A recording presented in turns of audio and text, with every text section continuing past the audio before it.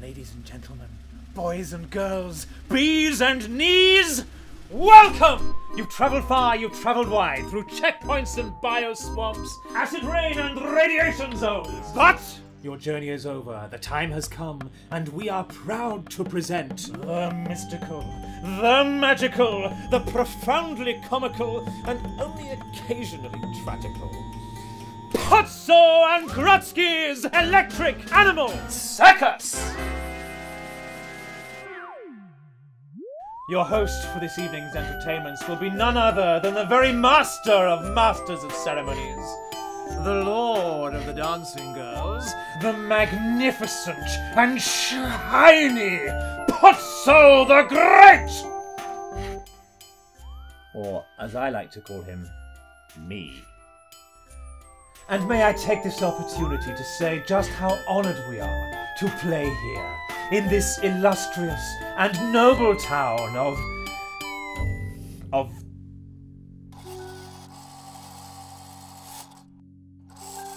Thank you.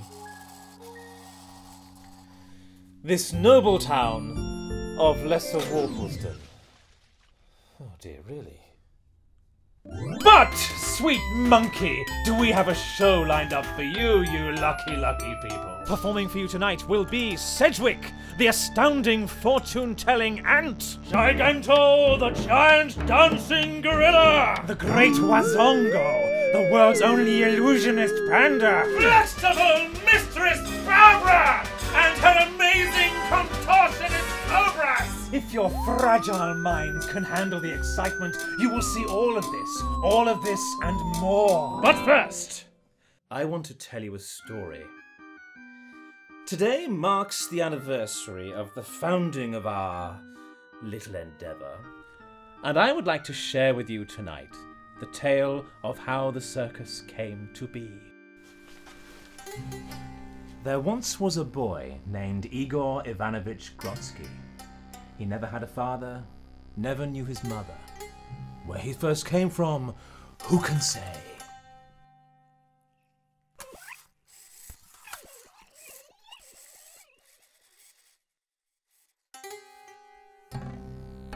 He grew up on the junk piles of Croydonia, stripping down pre-crash electricals for usable parts. He was the fastest of everyone on his pile. You see, he always had an uncanny way with technology, did little Grotsky. And round the fires, late at night, the old ones would tell him stories of the animals. Stories passed down from age to age, from the days when they lived alongside us. Tigers and mammoths, gorillas and unicorns. He loved to hear about them all. But Grotsky wanted more than just to hear. He wanted to see these things for himself. So, when he'd listened enough that he knew every story by heart, he went back to the junk piles, and he started to build. When, a few years later, I staggered into town, bankrupt once again, and desperate for a fresh start, he'd already built himself half a zoo. Any fool could see the potential.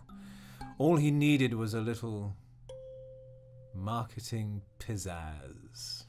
And thusly, ladies and gentlemen, Pozzo and Grotsky's Electric Animal Circus was born. I've talked long enough. The night is young, but time is short, and we must press on ahead. Just remember, as you watch the entertainment, 3 small things. First, there are no cheap illusions here. Everything you see is entirely real. More or less.